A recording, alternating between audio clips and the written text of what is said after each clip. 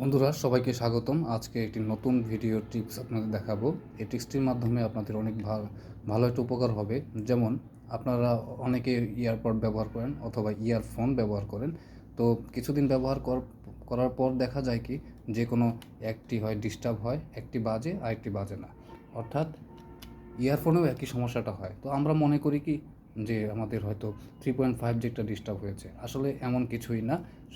একটা ছোট্ট সেটিংয়ের কারণে আমাদের এই ডিস্টার্বটা হয়ে থাকে। তো এই সেটিংটা কি, তাই আমি দেখাবো, আমার সঙ্গে থাকুন। ধন্যবাদ সবাইকে। সেটিং অপশনে গিয়ে নিচে যাব, নিচে থেকে অ্যাক্সেসিবিলিটি ক্লিক করব।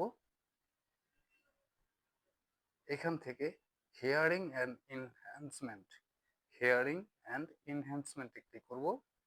এখানে আবার দেখব এই যে এখানে কানেক্টেড অডিও, এটা যদি আমরা এক পাশে রাখি তাহলে একটি বাজবে, এই পাশে রাখলে বাম পাশেরটা বাজবে, আর এই পাশে যদি রাখি তাহলে ডান পাশেরটা বাজবে।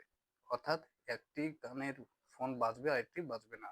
তো দুটি যদি আপনারা শুনতে চান তাহলে অবশ্যই এই ডটটাকে আপনারা মাঝামাঝি বরাবর রাখবেন। তাহলে দেখবেন আপনাদের দুই কানের সাউন্ডটাই খুব সুন্দর আসছে। তো ভিডিওটি যদি ভালো লাগে অবশ্যই চ্যানেলটি সাবস্ক্রাইব করবেন এবং লাইক কমেন্টস দিয়ে সাথে থাকবেন। ধন্যবাদ সবাইকে, ভালো থাকবেন।